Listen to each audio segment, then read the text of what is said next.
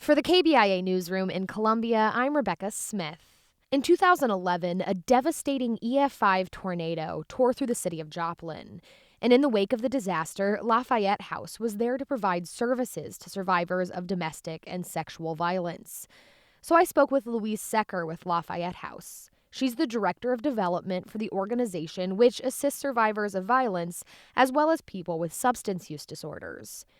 We spoke about how the current COVID-19 pandemic is affecting the organization and about how some of the lessons they learned after the 2011 Joplin tornado is helping them be more prepared today.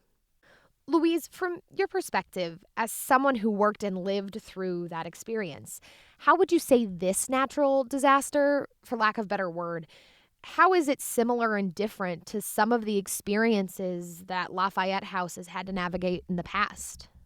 It's similar in that it really exposes the vulnerability of victims in a time of crisis in a community.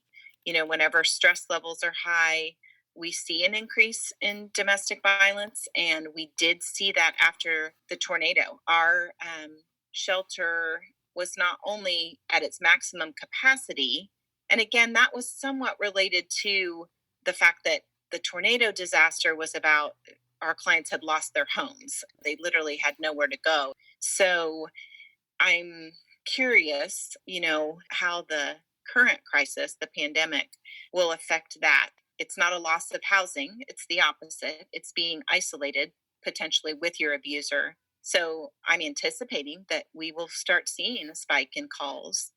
And then once they're with us, what are the long-term needs going to be? Again, after the tornado, they were staying with us longer and had more needs as far as connecting with jobs, connecting with housing, connecting with other resources. And that could be the same in this scenario. A lot of our clients leave to go and work in retail or food service industries, which have been hit hard. So as the pandemic affects the community long term, that exposes our clients to just greater needs over the long term too. So it could be that they're not only victimized while they're sheltered in place with their abuser, but even after things start letting up and they do access us for help, are we going to be able to connect them with some of the same resources as far as healthcare, job training, housing? What's that going to look like long term?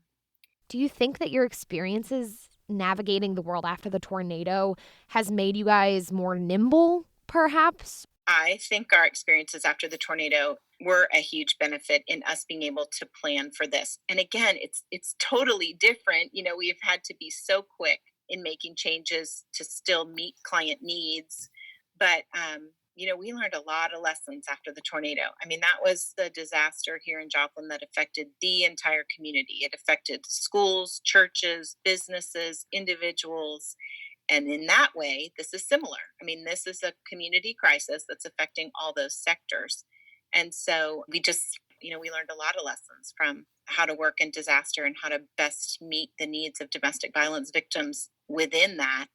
So when it became clear this was a community crisis, we were able to kind of dust off some of those lessons and put them into play again. That was Louise Secker with Lafayette House in Joplin, speaking with me about how the 2011 Joplin tornado has helped them adjust to delivering care to survivors during the current COVID-19 pandemic. I'm Rebecca Smith, KBIA News.